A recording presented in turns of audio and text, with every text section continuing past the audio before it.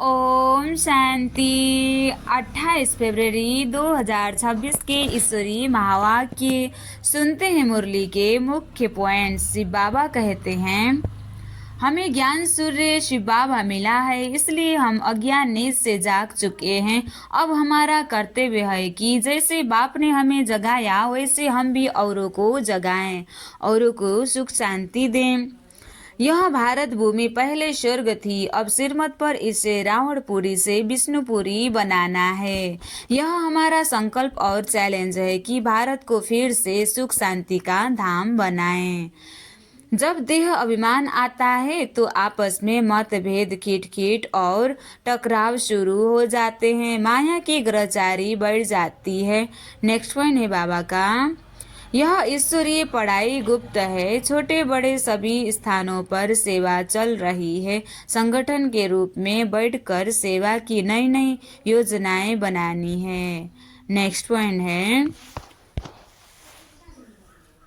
सबसे पहले यह स्पष्ट करना है कि गीता का भगवान श्री कृष्ण नहीं बल्कि निराकार शिव बाबा है। ज्ञान सागर, पतित पावन, लिबरेटर और गाइड एक परम पिता परमात्मा है, सबको दुखों से छुड़ाने वाला। पवित्रता की प्रतिज्ञा को सदा स्मृति में रखो, यही सुख शांति का आधार है। पवित्रता का फाउंडेशन मजबूत होगा तो नंबर 1 अधिकारी बनेंगे स्वर्ग में। नेक्स्ट पॉइंट है बाबा का, जो ऊंचा पद चाहते हैं वे निरंतर सेवा में लगे रहते हैं। जिनकी तकदीर में है वही तदबीर करते हैं और धारणा से खुशी अनुभव करते हैं। रूहानी सेवा करते रहते हैं। और अब सुनते हैं महावाक्यों को विस्तार से। मुरली का सार। मीठे बच्चे, शिव बाबा कहते हैं, तुम ईश्वरीय संप्रदाय के हो, ईश्वरीय कुल के हो। अभी स्वयं भगवान शिव बाबा हमें मिला है, इसलिए हम ईश्वरीय संप्रदाय के हैं। तुम्हें ज्ञान सूर्य शिव बाबा मिला है, अभी तुम जागे हो तो दूसरों को भी जगाओ। मीठे बच्चे, तुम ईश्वरीय संप्रदाय के हो, तुम्हें ज्ञान सूर्य शिव बाबा मिला है। हम ब्राह्मण फैमिली ईश्वरीय संप्रदाय के हैं। स्वयं भगवान हमें आकर पढ़ा रहे हैं। तो बाबा कहते हैं, तुम्हें ज्ञान सूर्य शिव बाबा मिला है, हमें स्वयं भगवान मिल गया और दुनिया वाले ढूंढ रहे हैं। कितने सौभाग्यशाली। तो बाबा कहते हैं, अभी तुम जागे हो। शिव बाबा, हम कितने अज्ञानी थे, अज्ञान नींद में सो रहे थे और शिव बाबा ने आकर हमें जगाया, ज्ञान दिया और हमारे जीवन में रोशनी भर दिया। तो अभी तुम जागे हो, शिव बाबा ने जगाया। अभी फिर हमें शिव बाबा के मददगार बनकर दूसरों को भी जगाना है, निमित्त बनकर सभी को जगाना है, सभी को पिता का परिचय, शिव पिता का परिचय देना है। स्वर्ग दुनिया आने के लिए, स्वर्ग दुनिया स्थापन करने के लिए। प्रश्न, अनेक प्रकार के टकराव का कारण तथा उसका निवारण क्या है? उत्तर में शिव बाबा कहते हैं, जब देह अभिमान में आते हो, जब देह अभिमान में आते हैं तो अनेक प्रकार के टकराव, झगड़ा आदि होती है। तो अनेक प्रकार के टकराव होते हैं। माया की ग्रहचारी बैठती है, अनेक प्रकार की ग्रहचारियाँ बैठती है। बाबा कहते हैं, देही अभिमानी बनो, देह अभिमान को छोड़ना है, देही अभिमानी बनो, सर्विस में लग जाओ, याद की यात्रा में रहो तो ग्रहचारी मिट जाएगी। जितना आत्मिक स्थिति में स्थित रहेंगे तो देह अभिमान छूट जाएगा। शिव बाबा कहते हैं, जब देह अभिमान में आते हो तो अनेक प्रकार के टकराव होते हैं, लड़ाई झगड़ा होती है, माया की ग्रहचारी बैठती है। बाबा कहते हैं, आत्मिक स्थिति में स्थित रहना है, सर्विस में, रूहानी सर्विस में लग जाना है। शिव बाबा कहते हैं, रूहानी सर्विस में लग जाओ, याद की यात्रा में रहो तो ग्रहचारी मिट जाएगा। जितना शिव बाबा को याद करेंगे, जमा करेंगे शक्ति, उतना आयु बढ़ेगी और पाप भी कटेंगे और हम उच्च पद के अधिकारी बनेंगे स्वर्ग दुनिया में। अच्छा, ओम शांति। रूहानी बच्चों के पास बाप आए हैं सिर मत देने व समझाने। यह तो बच्चे समझ गए हैं कि ड्रामा प्लान अनुसार सारा कार्य होना है, बाकी समय थोड़ा रहा है। इस भारत को रावणपुरी से फिर विष्णुपुरी बनना है। अब बाप भी है गुप्त, पढ़ाई भी गुप्त है, सेंटर्स तो बहुत हैं। छोटे बड़े गांव में छोटे बड़े सेंटर्स हैं और बच्चे भी बहुत हैं। अब बच्चों ने चैलेंज तो दी है और बाबा कहते हैं अब बच्चों ने चैलेंज तो दी है और लिखना भी है। जब कोई लिबरेटर बनना है तो उसमें लिखना है हम इस अपनी भारत भूमि को स्वर्ग बनाकर छोड़ेंगे। तुमको भी अपनी भारत भूमि बहुत प्रिय है क्योंकि तुम जानते हो यह भारत ही स्वर्ग था। इनको 5000 वर्ष हुए हैं। भारत बहुत शानदार था। इनको स्वर्ग कहा जाता है। तुम ब्रह्मामुख वंशावली को ही नॉलेज है। इस भारत को सिरमत पर हमको स्वर्ग जरूर बनाना है, सबको रास्ता बताना है और कोई खीट पीट की बात ही नहीं। आपस में बैठ राय करनी चाहिए, आपस में बैठ छलफल करना चाहिए कि इन प्रदर्शनी के चित्रों द्वारा हम ऐसी क्या एडवर्टाइजमेंट करें। बाबा कहते हैं ऐसे रूहानी सर्विस करने के लिए डिस्कस करनी चाहिए कि कैसे हम शिव बाबा के परिचय सबको मिले। जो अखबार में भी चित्र दें, आपस में इस पर सेमिनार करना चाहिए। कैसे रूहानी सर्विस करें, जग कोने कोने में कैसे सर्विस करें। जैसे गवर्नमेंट के लोग आपस में मिलते हैं, राय करते हैं कि भारत को हम कैसे सुधारें। यह जो इतने मतभेद हो गए हैं उनको आपस में मिलकर ठीक करें और भारत में शांति सुख कैसे स्थापन करें। उस गवर्नमेंट का भी पुरुषार्थ चलता है। तुम भी पांडव गवर्नमेंट गाई हुई हो, यह बड़ी ईश्वरीय गवर्नमेंट है। इनको वास्तव में कहा ही जाता है पावन ईश्वरीय गवर्नमेंट। पतित पावन बाप ही पतित बच्चों को पावन बनाते हैं।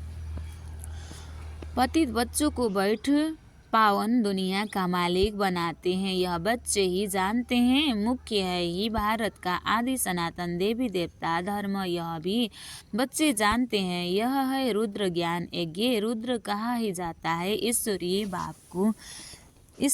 बाप को शिव को गाया हुआ है। बरोबर बाप ने आकर रुद्र ज्ञान यज्ञ रचा था।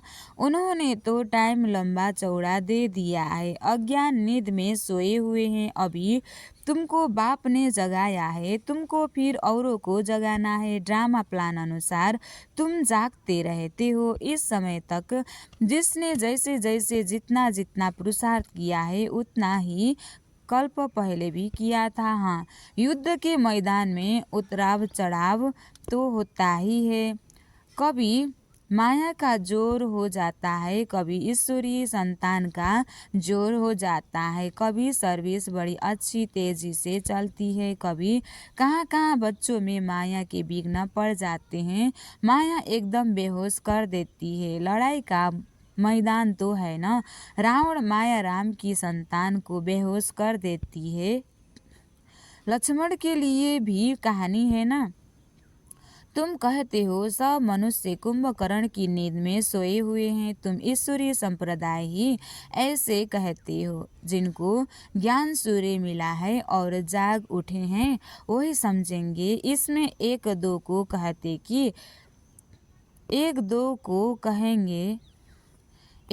को कहने की भी कोई बात ही नहीं है। तुम जानते हो बरोबर हम ईश्वरीय संप्रदाय जागे हैं, बाकी दूसरे सब सोए हुए हैं। वह यह नहीं जानते कि परमपिता परमात्मा आ गया है बच्चों को वर्षा देने। यह बिल्कुल ही भूल गए हैं। बाप भारत में ही आते हैं, आकर भारत को स्वर्ग स्थापन करते हैं, भारत में आकर स्वर्ग स्थापना करते हैं, भारत को स्वर्ग का मालिक बनाते हैं। भारत स्वर्ग का मालिक था, इसमें कोई संशय नहीं है। परमपिता परमात्मा का जन्म भी यहाँ ही होता है। शिव जयंती मनाते हैं ना, जरूर उसने आकर कुछ तो किया होगा ना। बुद्धि कहती है जरूर आकर स्वर्ग की स्थापना की होगी, प्रेरणा से थोड़े ही स्थापना होगी। यहाँ तो तुम बच्चों को राजयोग सिखलाया जाता है, याद की यात्रा समझाई जाती है। प्रेरणा से कोई आवाज़ होता ही नहीं। समझते हैं शंकर की भी प्रेरणा होती है, तब वह यादव मुसल आदि बनाते हैं, परंतु इसमें प्रेरणा की तो कोई बात ही नहीं है।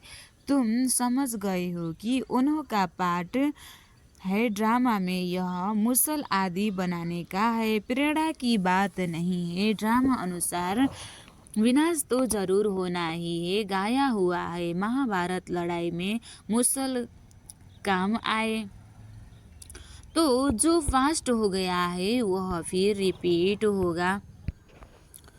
जो पास्ट हो गया है वह फिर रिपीट होगा। तुम गारंटी करते हो हम भारत में स्वर्ग स्थापन करेंगे जहाँ एक धर्म होगा। तुम ऐसे नहीं लिखते कि अनेक धर्म विनाश होंगे, वह तो चित्र में लिखा हुआ है। स्वर्ग की स्थापना होती है तो दूसरा कोई धर्म नहीं होता है। अभी तुमको समझ में आता है। सबसे बड़ा पाठ है शिव पिता का, ब्रह्मा का और विष्णु का।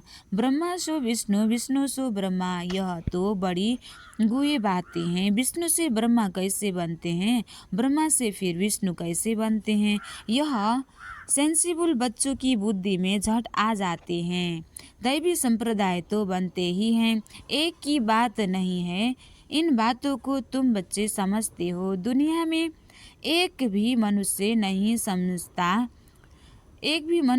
समझता, पाप करते रहते हैं। वह लक्ष्मी नारायण व विष्णु की पूजा भी करते हैं, परंतु उनको यह पता नहीं है कि विष्णु के ही दो रूप लक्ष्मी नारायण हैं, जो नई दुनिया में राज्य करते हैं। बाकी चार भुजा वाला कोई मनुष्य नहीं होता है। यह सूक्ष्म वतन में एम ऑब्जेक्ट दिखलाते हैं। प्रवृत्ति मार्ग का यह सारे वर्ल्ड की हिस्ट्री ज्योग्राफी कैसे चक्र लगाती है, यह कोई नहीं जानते। बाप को ही नहीं जानते तो बाप की रचना को कैसे जान सकते। बाप ही इस रचना के आदि मध्य अंत का नॉलेज बताते हैं। ऋषि मुनि भी कहते थे हम नहीं जानते हैं। बाप को जान जाए तो रचना के आदि मध्य अंत को भी जान जाए। बाप कहते हैं मैं एक ही बार आकर तुम बच्चों को भी सारी नॉलेज समझाता हूँ, फिर आता ही नहीं हूँ, संगम पर ही आते हैं। तो रचना और रचना की आदि मध्य अंत को जाने ही कैसे। बाप स्वयं कहते हैं मैं सिवाय संगम युग के कभी आता ही नहीं हूँ। मुझे बुलाते भी संगम पर है। पावन सतयुग को कहा जाता है, पतित कलयुग को कहा जाता है। तो जरूर मैं आऊँगा पतित दुनिया के अंत में न, कलयुग के अंत में आकर पतित से पावन बनाते हैं, सतयुग आदि में पावन है। यह तो सहज बात है ना। मनुष्य कुछ भी समझ नहीं सकते हैं कि पतित पावन बाप कब आएंगे। अभी तो कलयुग का अंत कहेंगे। अगर कहते हैं कलयुग में अजून 40,000 वर्ष पड़े हैं तो और कितना पतित बनेंगे, कितना दुख होगा। सुख तो होगा ही नहीं। कुछ भी मालूम न होने के कारण बिल्कुल ही घोर अंधियारे में है। तुम समझ सकते हो तो बच्चों को आपस में मिलना है, चित्रों पर अच्छी रीति समझाना होता है। यह भी ड्रामा अनुसार चित्र आदि सब निकाले हैं। बच्चे समझते हैं जो समय पास होता है हूबहू ड्रामा चलता रहता है। बच्चों की अवस्थाएं भी कभी नीचे कभी ऊपर होती रहेगी। बड़ी समझने की बातें हैं। कभी कभी ग्रहचारी आकर बैठती है तो उनको मिटाने के लिए कितने प्रयत्न करते हैं। बाबा घड़ी घड़ी कहते हैं, बच्चे तुम देह अभिमान में आते हो, इसलिए टकराव लड़ाई झगड़ा होती है। इसमें देह अभिमानी आत्मिक स्थिति में स्थित रहना है। बच्चों में देह अभिमान बहुत है। बच्चे बहुत अहंकार में रहते हैं, देह अभिमान में रहते हैं। तुम देह अभिमानी बनो तो बाप की याद रहेगी और सर्विस में उन्नति करते रहेंगे। बाबा कहते हैं, जितना आत्मा बनकर ज्योति बिंदु परमपिता शिव परमात्मा को याद करते रहेंगे और सर्विस में उन्नति करते रहेंगे तो उतना उच्च पद मिलेगा। उच्च पद जिनको पाना है वह सदैव सर्विस में लगे रहेंगे। तकदीर में नहीं है तो फिर तदबीर भी नहीं होगी। खुद कहते हैं बाबा, हमको धारणा नहीं होती, बुद्धि में नहीं बैठता। जिनको धारणा होती है तो खुशी भी बहुत होती है। समझते हैं शिव बाबा आया हुआ है। अब बाप कहते हैं, बच्चे तुम अच्छी रीति समझकर फिर औरों को समझाओ। कोई तो सर्विस में ही लगे रहते हैं, पुरुषार्थ करते रहते हैं। यह भी बच्चे जानते हैं, जो सेकेंड गुजरता है वह ड्रामा में नूद है, फिर ऐसे ही रिपीट होगा। बच्चों को समझाया जाता है। बाहर भाषण आदि पर तो अनेक प्रकार के नए आते हैं सुनने के लिए। तुम समझते हो, गीता वेद शास्त्र आदि पर कितने मनुष्य भाषण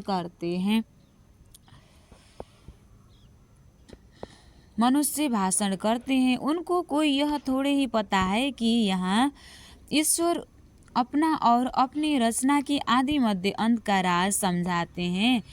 रचयिता ही आकर सारा ज्ञान सुनाते हैं। त्रिकालदर्शी बनना यह बाप का ही काम है। शास्त्रों में यह बातें है नहीं, यह नई बातें हैं। बाबा बार बार समझाते हैं। कहाँ भी पहले यह समझाओ कि गीता का भगवान कौन है, श्री कृष्णा या निराकार शिव।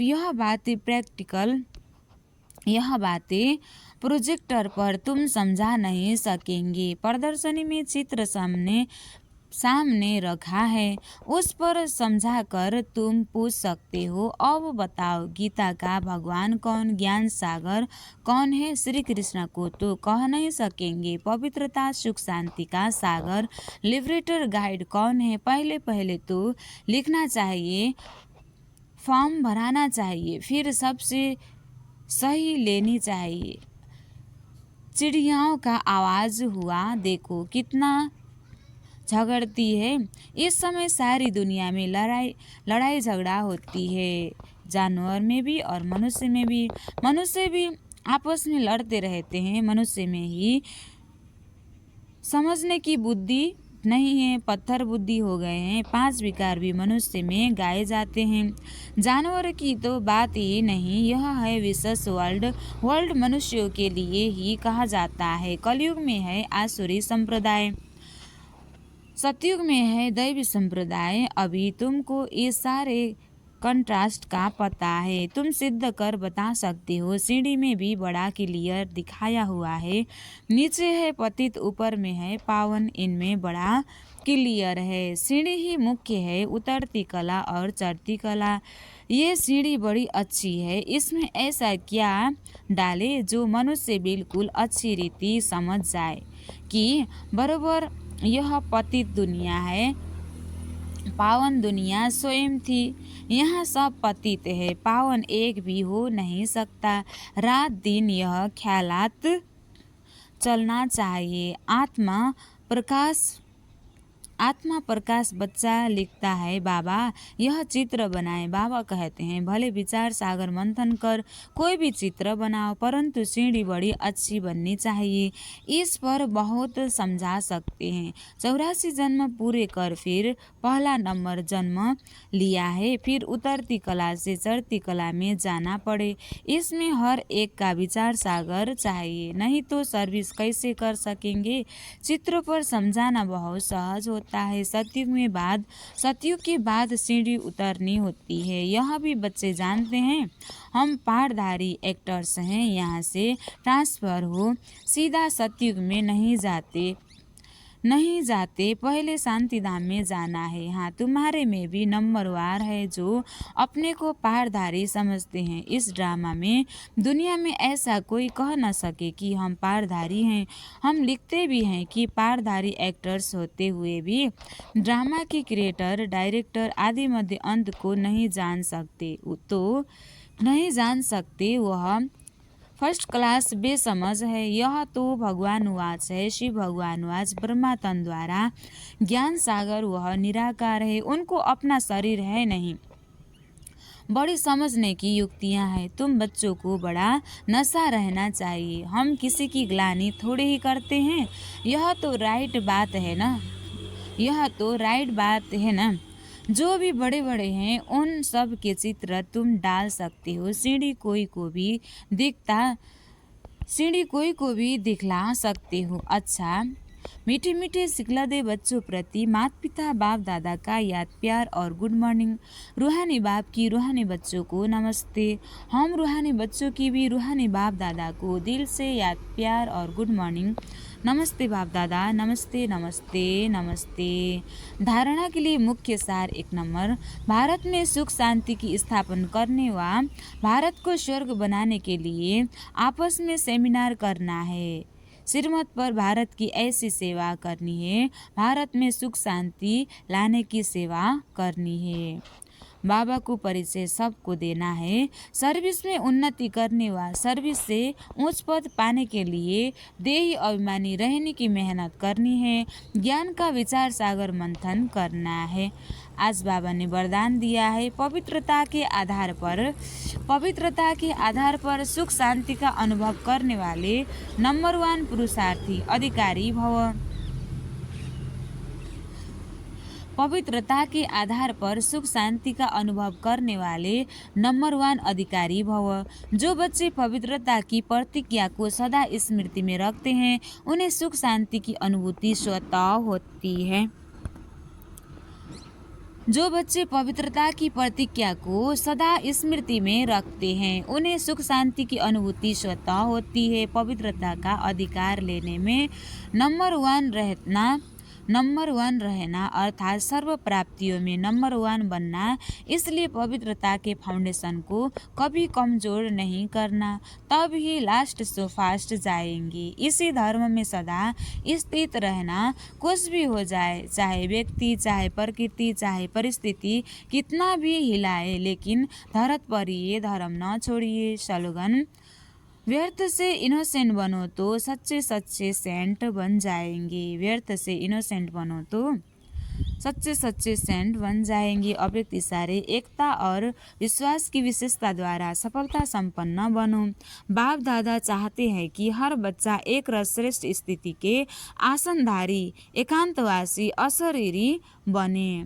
बाप दादा चाहते हैं हर बच्चे श्रेष्ठ स्थिति के आसनधारी, एकांतवासी, अशरीरी बने।